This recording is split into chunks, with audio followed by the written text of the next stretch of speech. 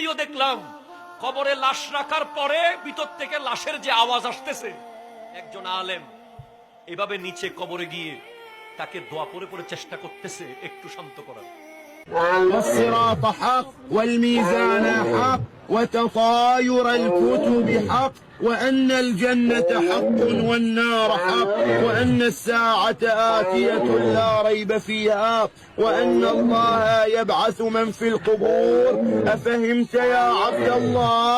ثبتك الله بالقول الثابت وهداك الله إلى صراط مستقيم وعرف الله بينك وبين أوليائك في مستقر من رحمتك.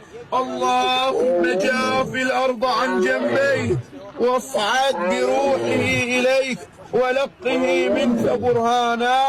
اللهم عفوك عفوك عفوك. الفاتح. وتطاير الكتب حق وأن الجنة حق. আপনি তো কবরের আওয়াজ শোনার শক্তি আমাদের নাই। কবরের আওয়াজ আমার নবী শুনেছেন, এজন্য আমার নবী বলে গেছেন কবর 10টা বাক্য বলে বলে ডাকে প্রতিদিন। আমার যে যুবক ভাইয়েরা আজকে এনজয় করছেন, আজকে দুনিয়াটাকে জান্নাত মনে করতেছেন, কথায় কথায় প্রতিশোধ নিচ্ছেন, কথায় কথায় গলা ধাক্কা দিচ্ছেন, কথায় কথায় হুমকি দিচ্ছেন, আপনাকে কবর প্রতিদিন ডাক দিয়ে বলছে